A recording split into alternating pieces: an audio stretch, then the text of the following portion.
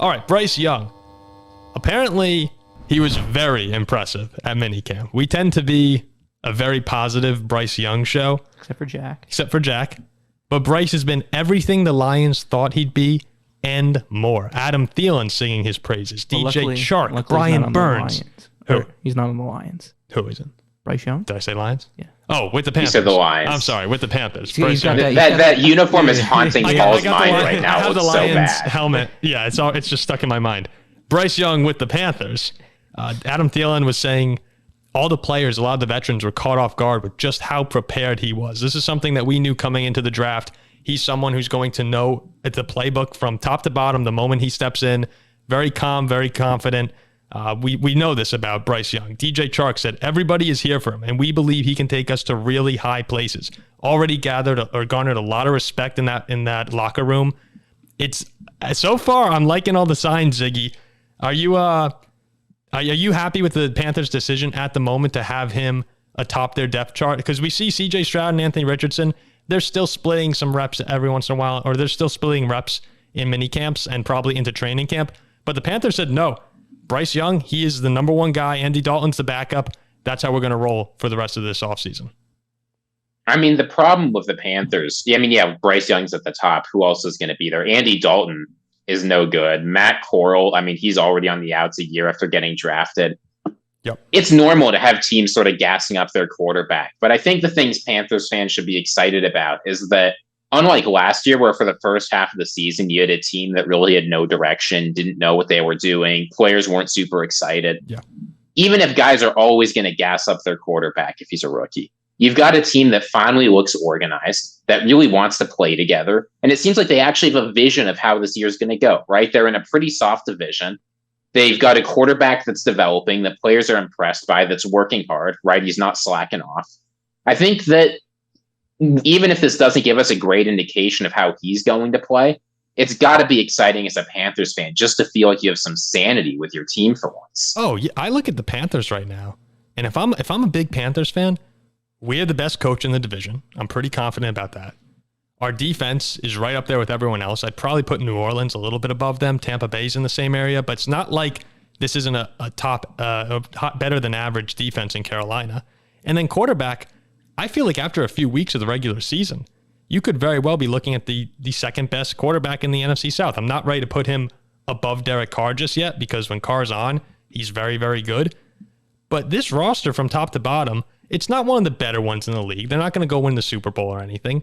But in terms of the NFC South, the Panthers really aren't that far behind in terms of talent, I don't think. No, there's a lot of talent on the team, right? The defense keeps getting better. They keep picking up cornerbacks that can play. They've, of course, got Brian Burns, who the Rams were ready to give up 2 first-round picks for last year, of course, because it's the Rams, but he's an elite pass rusher. I worry a little bit about the receivers, right? DJ Moore's gone. They've got DJ Chark and 33-year-old Adam Thielen, 32-year-old Adam Thielen, old man Adam Thielen, who's probably going to miss 8 to 10 games this year with an injury, right? Paul, you and I know how this goes. And the other 6, he's going to be hurt anyway. He'll be good in the red zone, but Adam, his days of separation, and look, he's got great hands still, but I'm not sure you're going to get a lot of contributions from Adam other than short yardage situations. No, but there's not a lot of pressure on this Panthers team, right? They just need to look like they're improving. So they get to go out there. They get to have some fun. They've got a guy who clearly is a leader, who they're ready to rally behind. I don't know, if I'm a Panthers fan, even if I'm not expecting them to go on a deep playoff run this year, there's a lot to be looking forward to. Yeah. So this is much better than, this is what you want to hear coming out of training camp. Again, people are going to be worried about the size. They're going to be worried about the injuries. They're going to say, it's shorts and a t-shirt, no pads. And fair enough, right? Nobody really doubted Young's ability to process plays, to learn a playbook, to have some good movement in the pocket.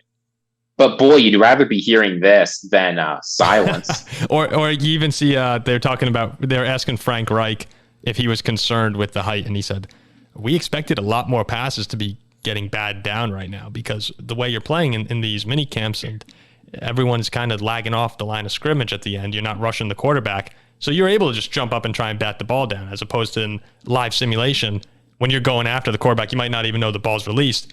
he said really not too much has been bad down at all. And so the size, that's not a concern for me, though. We know that Jack and Andrew might talk about that, really Jack. But I look at Carolina, too. At the end of 2022, 3-5 in one-score games. They lost 5 games by 8 points or less.